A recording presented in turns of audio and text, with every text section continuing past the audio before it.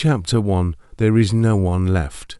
When Mary Lennox was sent to Miss Elthwaite Manor to live with her uncle, everybody said she was the most disagreeable-looking child ever seen. It was true, too. She had a little thin face and a little thin body, thin light hair and a sour expression. Her hair was yellow, and her face was yellow because she had been born in India and had always been ill in one way or another.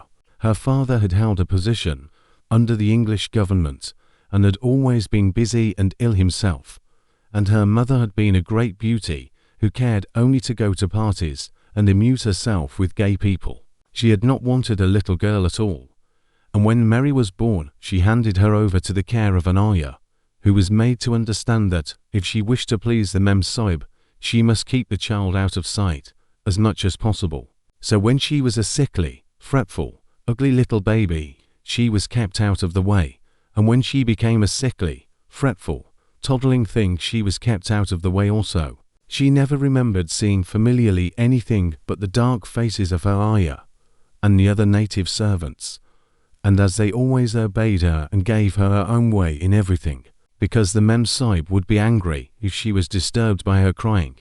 By the time she was 6 years old, she was as tyrannical and selfish a little pig as ever lived. The young English governess, who came to teach her to read and write, disliked her so much that she gave up her place in 3 months. And when other governesses came to try to fill it, they always went away in a shorter time than the first one. So if Mary had not chosen to really want to know how to read books, she would never have learned her letters at all. One frightfully hot morning, when she was about 9 years old, she awakened feeling very cross, and she became crosser still when she saw that the servant who stood by her bedside was not her ayah. "Why did you come?" she said to the strange woman. "I'll not let you stay. Send my ayah to me." The woman looked frightened, but she only stammered that the ayah could not come, and when Mary threw herself into a passion and beat and kicked her, she looked only more frightened and repeated that it was not possible for the ayah to come to Mrs. Sahib. There was something mysterious in the air that morning.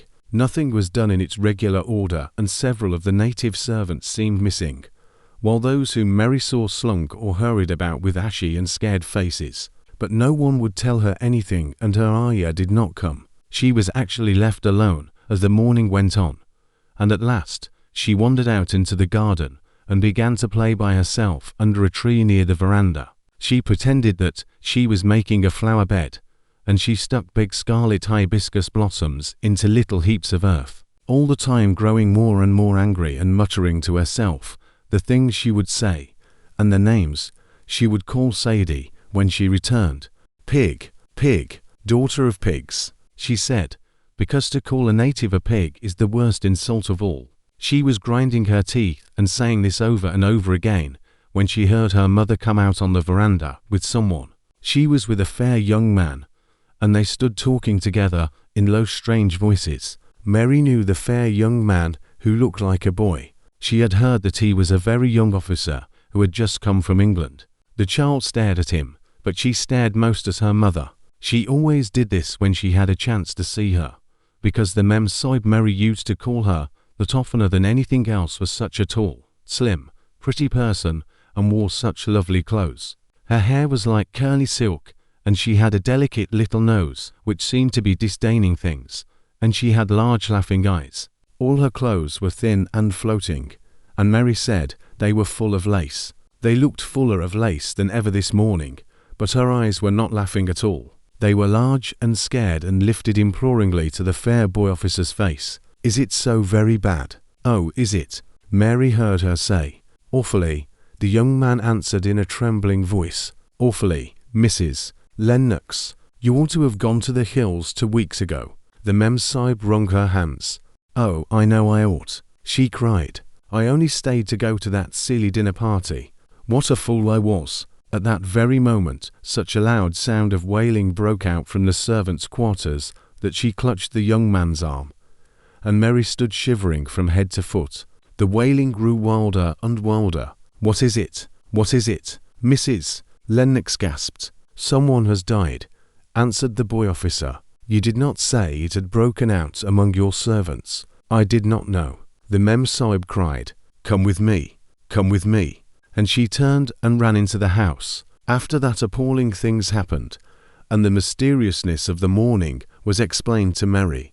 The cholera had broken out in its most fatal form, and people were dying like flies. The ayah had been taken ill in the night, and it was because she had just died that the servants had wailed in the huts. Before the next day, 3 other servants were dead, and others had run away in terror. There was panic on every side, and dying people in all the bungalows.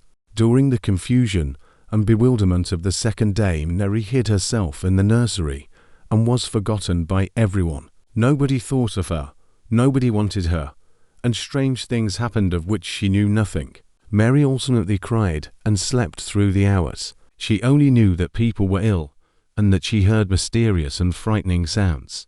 Once she crept into the dining room and found it empty, though a partly finished meal was on the table and chairs and plates looked as if they had been hastily pushed back when the diners rose suddenly for some reason. The child ate some fruit and biscuits, and being thirsty she drank a glass of wine, which stood nearly filled. It was sweet, and she did not know how strong it was. Very soon it made her intensely drowsy, and she went back to her nursery and shut herself in again, frightened by cries she heard in the huts, and by the hurrying sound of feet.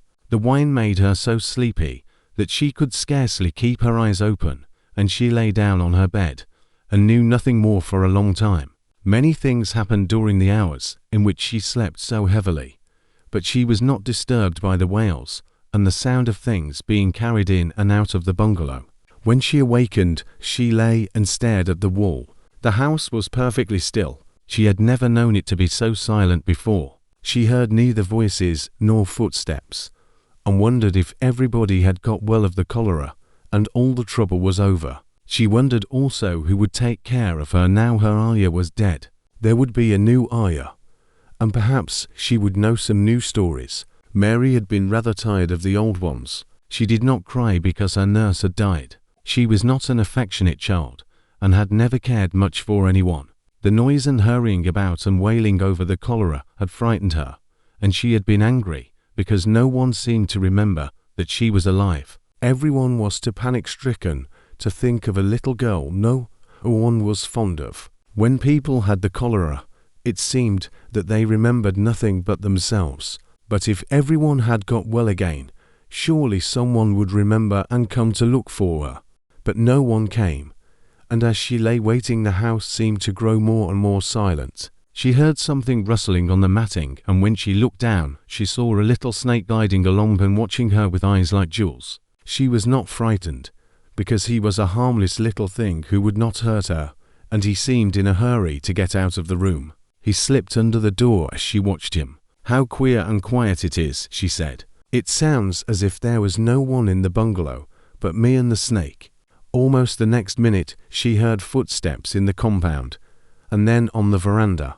They were men's footsteps, and the men entered the bungalow and talked in low voices. No one went to meet or speak to them, and they seemed to open doors and look into rooms. "What desolation!" she heard one voice say. "That pretty woman. I suppose a child, too. I heard there was a child, though no one ever saw her." Mary was standing in the middle of the nursery when they opened the door a few minutes later. She looked an ugly, cross little thing and was frowning, because she was beginning to be hungry and feel disgracefully neglected. The first man who came in was a large officer she had once seen talking to her father.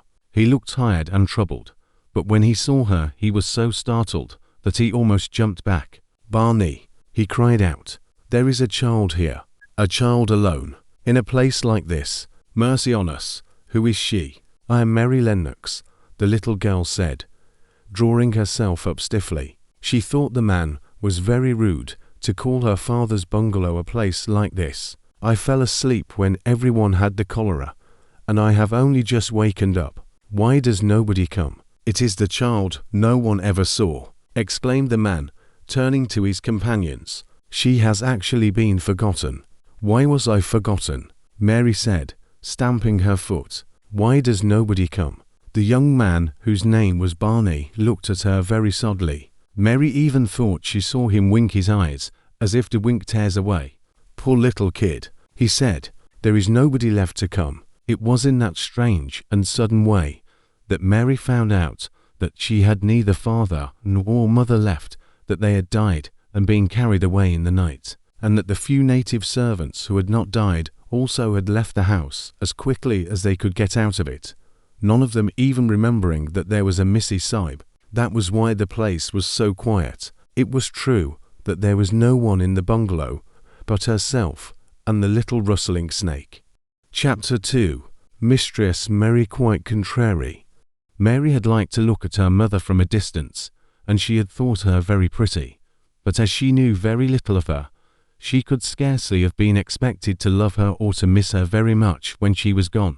She did not miss her at all, in fact, and as she was a self-absorbed child, she gave her entire thought to herself, as she had always done. If she had been older, she would no doubt have been very anxious at being left alone in the world, but she was very young, and as she had always been taken care of, she supposed she always would be. What she thought was that she would like to know if she was going to nice people, who would be polite to her and give her her own way as her ayah, and the other native servants had done. She knew that she was not going to stay at the English clergyman's house where she was taken at first. She did not want to stay. The English clergyman was poor, and he had 5 children nearly all the same age, and they wore shabby clothes, and were always quarrelling and snatching toys from each other. Mary hated their untidy bungalow, and was so disagreeable to them that after the first day or two nobody would play with her. By the second day, they had given her a nickname which made her furious. It was Basil who thought of it first.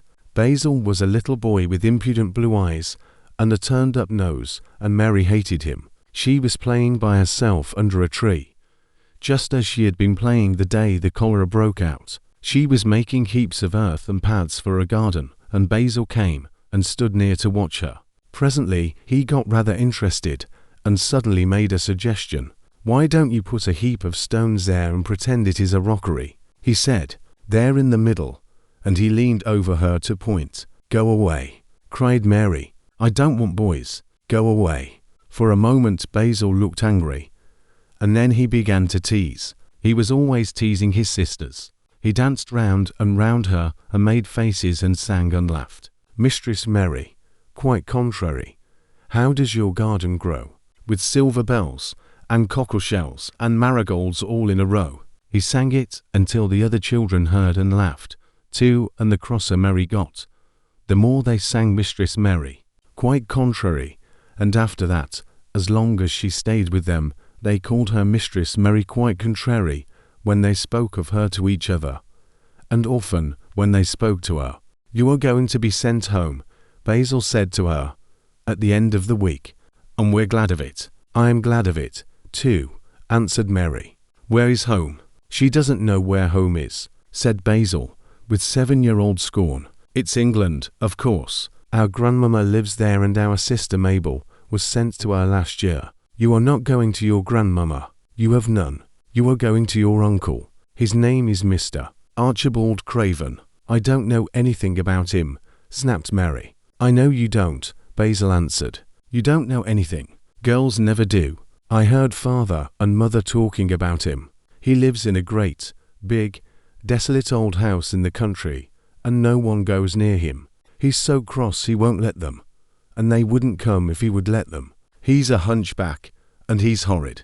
"I don't believe you," said Mary, and she turned her back and stuck her fingers in her ears, because she would not listen any more. But she thought over it a great deal afterward, and when Mrs.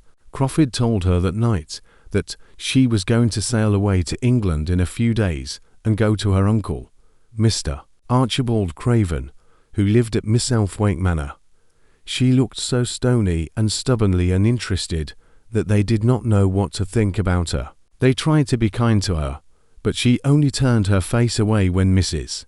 Crawford attempted to kiss her, and held herself stiffly when Mr.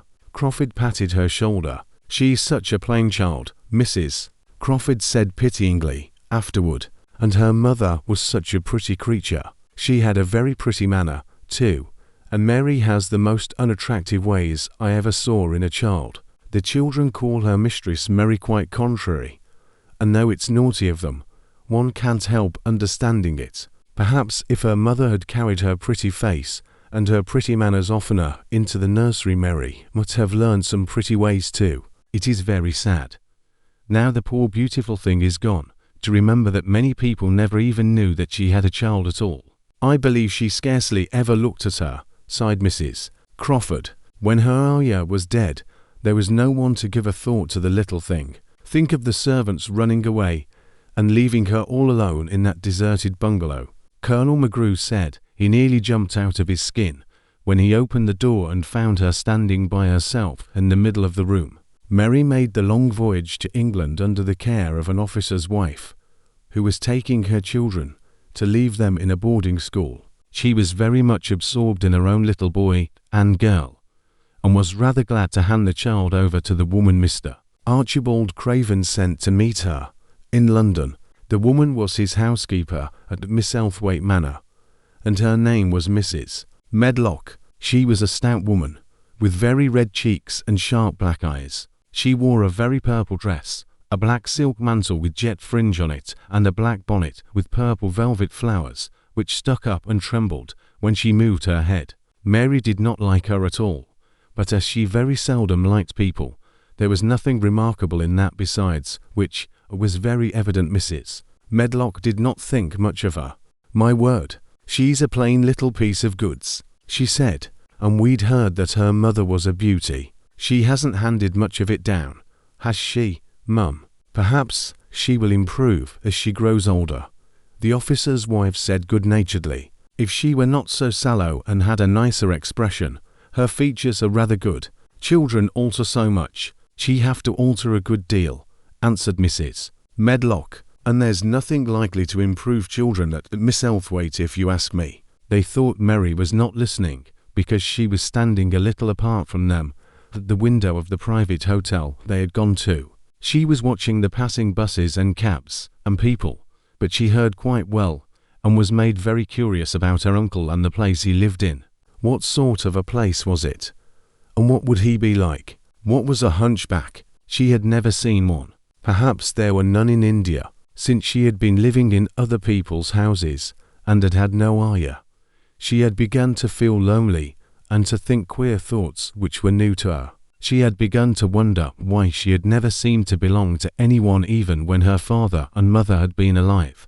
Other children seemed to belong to their fathers and mothers, but she had never seemed to really be anyone's little girl. She had had servants and food and clothes, but no one had taken any notice of her. She did not know that this was because she was a disagreeable child, but then, of course, she did not know she was disagreeable. She often thought that other people were, but she did not know that she was so herself. She thought Mrs. Medlock the most disagreeable person she had ever seen, with her common, highly coloured face and her common fine bonnet. When the next day they set out on their journey to Yorkshire, she walked through the station to the railway carriage with her head up and trying to keep as far away from her as she could, because she did not want to seem to belong to her. It would have made her very angry to think people imagined she was her little girl. But Mrs. Medlock was not in the least disturbed by her and her thoughts. She was the kind of woman who would stand no nonsense from young ones. At least, that is what she would have said if she had been asked. She had not wanted to go to London just when her sister Maria's daughter was going to be married, but she had a comfortable, well-paid place as housekeeper at Misselthwaite Manor, and the only way in which she could keep it was to do at once what Mr. Archibald Craven told her to do. She never dared even to ask a question. Captain Lennox and his wife died of the cholera, Mr. Craven had said in his short, cold way. "Captain Lennox was my wife's brother, and I am their daughter's guardian. The child is to be brought here. You must go to London and bring her yourself." So she packed her small trunk and made the journey. Mary sat in her corner of the railway carriage and looked plain and fretful. She had nothing to read or to look at, and she had folded her thin little black gloved hands in her lap. Her black dress made her look yellower than ever, and her limp light hair straggled from under her black crape hat. "A more marred-looking young one I never saw in my life," Mrs. Medlock thought. Marred is a Yorkshire word and means spoiled and pettish. She had never seen a child who sat so still without doing anything, and at last she got tired of watching her and began to talk in a brisk, hard voice. "I suppose I may as well tell you something about where you are going to," she said. "Do you know anything about your uncle?" "No," said Mary. "Never heard your father and mother talk about him." "No," said Mary, frowning. She frowned because she remembered that her father and mother had never talked to her about anything in particular. Certainly, they had never told her things. "Humph," muttered Mrs. Medlock, staring at her queer, unresponsive little face. She did not say any more for a few moments, and then she began again. "I suppose you might as well be told something to prepare you. You are going to a queer place." Mary said nothing at all, and Mrs. Medlock looked rather discomfited by her apparent indifference, but, after taking a breath, she went on. "Not but that it's a grand big place in a gloomy way, and Mr. Craven's proud of it in his way, and that's gloomy enough, too. The house is 600 years old, and it's on the edge of the moor, and there's near 100 rooms in it, though most of them's shut up and locked, and there's pictures and fine old furniture, and things that's been there for ages, and there's a big park round it and gardens and trees with branches trailing to the ground, some of them." She paused and took another breath. "But there's nothing else," she ended suddenly. Mary had begun to listen in spite of herself. It all sounded so unlike India, and anything new rather attracted her, but she did not intend to look as if she were interested. That was one of her unhappy, disagreeable ways. So she sat still. "Well," said Mrs. Medlock, "what do you think of it?" "Nothing," she answered. "I know nothing about such places." That made Mrs. Medlock laugh, a short sort of laugh. "Eh," she said, "but you are like an old woman. Don't you care?" "It doesn't matter," said Mary, "whether I care or not." "You are right enough there," said Mrs. Medlock. "It doesn't. What you're to be kept at Miss Elthwaite Manor for I don't know. Unless because it's the easiest way. He's not going to trouble himself about you. That's sure and certain. He never troubles himself about no one." She stopped herself, as if she had just remembered something in time. "He's got a crooked back," she said. "That set him wrong. He was a sour young man, and got no good of all his money and big place till he was married." Mary's eyes turned toward her, in spite of her intention not to seem to care. She had never thought of the hunchback's being married, and she was a trifle surprised. Mrs. Medlock saw this, and as she was a talkative woman, she continued with more interest. This was one way of passing some of the time, at any rate. She was a sweet, pretty thing, and he'd have walked the world over to get her a blade o' grass she wanted. Nobody thought she'd marry him, but she did, and people said she married him for his money. But she didn't, positively. When she died, Mary gave a little involuntary jump. "Oh, did she die?" she exclaimed, quite without meaning to. She had just remembered a French fairy story she had once read called Riquet et la Houppe. It had been about a poor hunchback and a beautiful princess, and it had made her suddenly sorry for Mr.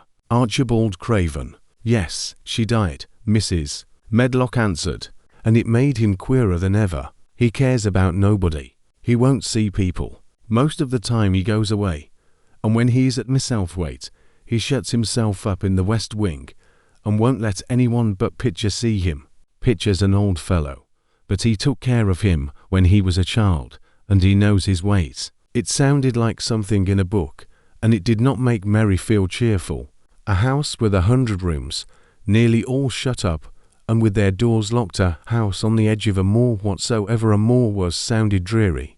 A man with a crooked back who shut himself up also. She stared out of the window with her lips pinched together, and it seemed quite natural that the rain should have begun to pour down in grey slanting lines and splash and stream down the window panes. If the pretty wife had been alive, she might have made things cheerful by being something like her own mother, and by running in and out, and going to parties, as she had done in frocks full of lace. But she was not there any more. "You needn't expect to see him, because 10 to 1 you won't," said Mrs. Medlock, "and you mustn't expect that there will be people to talk to you. You'll have to play about and look after yourself. You'll be told what rooms you can go into and what rooms you're to keep out of. There's gardens enough, but when you're in the house, don't go wandering and poking about. Mr.